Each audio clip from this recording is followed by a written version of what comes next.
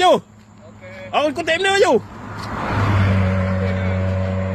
Duit dia terjatuh ya. Ni Weh. dompet sekali ya. Weh, banyak duit tu. Kutik. Ni, RM1. RM20. Ni dia duit RM20. Tu RM50. Tu RM20.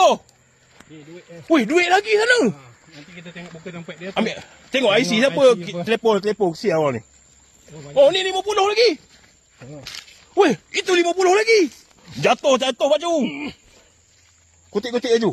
Ada lagi tak ni? Tak lah kita. Masuk dalam semok. Jatuh lah. Ilaha illallah. Duit ni memang nak lari kot. Ambil kutik. Nanti bagi ketua dia balik. Ada tak IC tu? Ada, nanti kita tengok. Telefon. Saya akan telefon dia. Ni lagi duit. Ni ambil.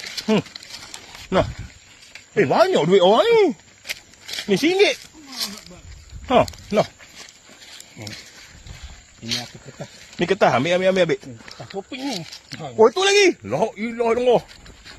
Oh, duit lagi. Ni lagi. Tu lagi. Ambil. Ada dah. Habis.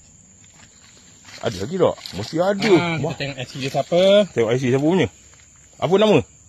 Siapa nama? Tengok. Bukan ini. Apa nama? Tengok nama. Nama siapa? Nama dia. Lok. Kota ke? Tepi. Jalan Salor.